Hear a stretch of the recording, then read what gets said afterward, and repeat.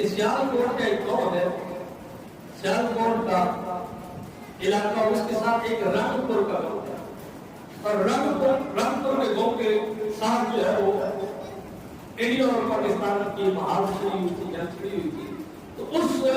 محاذ پر اس جنگ کے دوران مسلمان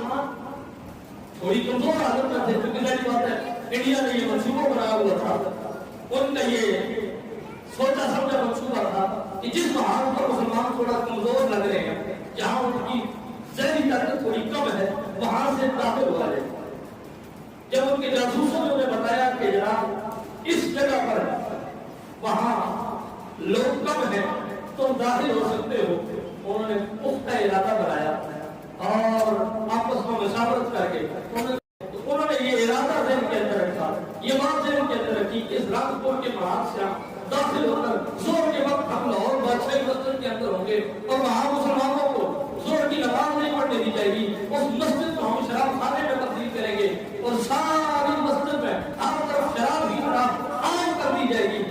حضور کریم نبی صلی اللہ علیہ وآلہ وسلم کی نظر کرم دیکھیں اس پاکستان میں، کہتے ہیں کہ اسی علاقے کا، اس رنگپور گاؤں کا ایک کمار تھا،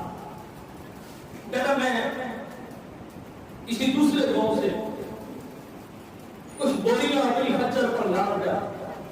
اپنے گاؤں رنگپور کی طرف جا رہا تھا۔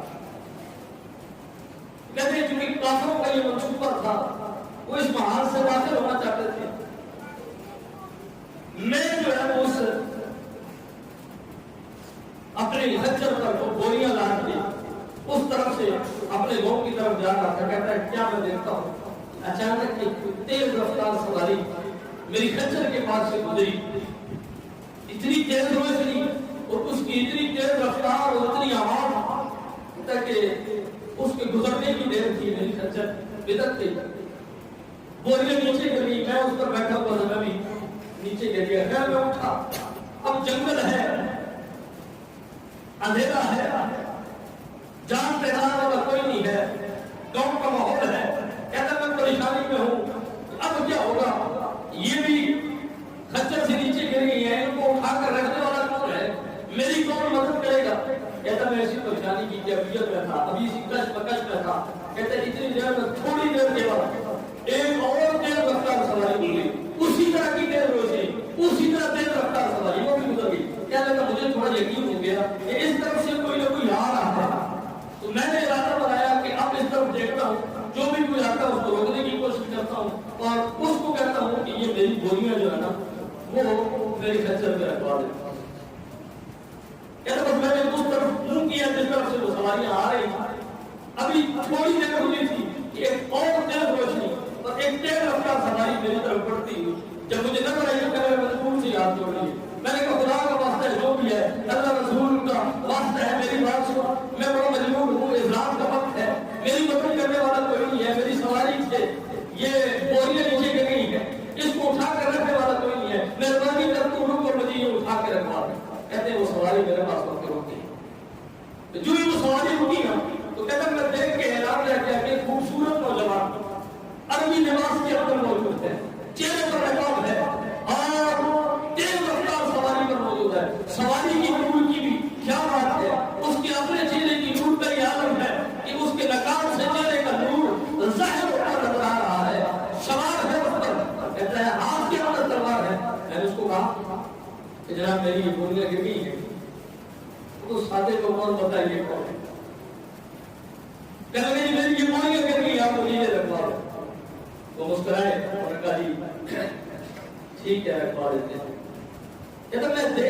دیکھتا رہا کہ مجھے کہیں گے اتریں گے کہ ایک طرف سے تم پکڑ دوسری طرف سے میں پکڑتا ہوں، رکھتے ہیں۔ کہتا انہوں نے سواری پر بیٹھے ہوئے تلوار کی نوک سے دونوں بوریوں کو اٹھایا اور اٹھا کر میری خچر میں رکھ دی اور کہتے ہیں کہ لے تیرا مسئلہ حل ہو گیا۔ کہتے ہیں مجھے بوریاں بھول دی، یعنی کہ جو بندہ اتنی طاقت رکھتا ہے کہ یہ دونوں بوریاں بغیر کسی سواری سے اترے، بغیر میری پکڑ کے اٹھا کے رکھ سکتے ہیں، جن کو میں ہلا بھی نہیں سکتا تھا، یہ کوئی عام بندہ نہیں ہے۔ میں نے کہا جناب خدا کا واسطہ ہے، اب میں آپ کو جانے نہیں دوں گا۔ میں نے سواری کی لگام پکڑ لی، میں نے کہا میں آپ کو جانے نہیں دے سکتا، پہلے بھی بہت تیز رفتار سوار گزرے ہیں، آپ بھی گزر کے جا رہے ہیں، آپ یہ بتاؤ کہ ہو کون اور جا کہاں رہے ہو؟ کہ جناب اتنی تیزی کی وجہ کیا ہے؟ انہوں نے کہا کہ اگر یہ پوچھتے ہو تو ہمارا تعلق پاکستان سے نہیں ہے، ہم مصطفیٰ کے مدینے سے آئے ہیں، ہم حضور کے شہر سے آئے ہیں اور اہل پاکستان کی مدد کرنے کے لیے ہیں۔ کیا لگا میرا تجسس بڑھ گیا، میرے دل کے اندر اور شوق پیدا ہوا جب مصطفیٰ کے مدینے کا ذکر سنا تو میرا دل طرف اٹھا، میں نے کہا جناب ہے کون؟ کہا جو پہلے آنے والا آیا تھا وہ امام حسن تھے، جو دوسری سواری پر سوار ہو گئے تھے وہ امام حسین تھے، اور میں ابھی جو آیا ہوں میں ان کا بابا علی ہوں۔ ہم مصطفیٰ کی کچہری میں بیٹھے ہوئے تھے، جب ہندوؤں نے یہ نفاق عزم کیا تو مصطفیٰ نے فرمایا حسن اٹھو، کل مصطفیٰ کی نیند پر جب اس کے وقت آیا تھا تو تم کھڑے ہوئے تھے، آج جو پاکستان کو تمہاری ضرورت ہے حسین تم بھی اٹھو، کل اسلام بچایا تھا آج پاکستان بچانے کی ضرورت ہے، تمہیں جانا پڑے گا۔ مولا علی نے کہا کہ علی آپ اٹھے اور پاکستان کو تمہاری مدد کی ضرورت ہے۔ کہا ہم ویسے نہیں گئے، مصطفیٰ نے ہمیں بھیجا ہے، مصطفیٰ کے حکم سے ہم مدد کرنے کے لیے آئے۔ تو دوستان محترم، بات کرنے کا مقصد یہ ہے اور بات بتانے کا مقصد یہ ہے کہ الحمدللہ اللہ کے فضل و کرم سے پاکستان کل بھی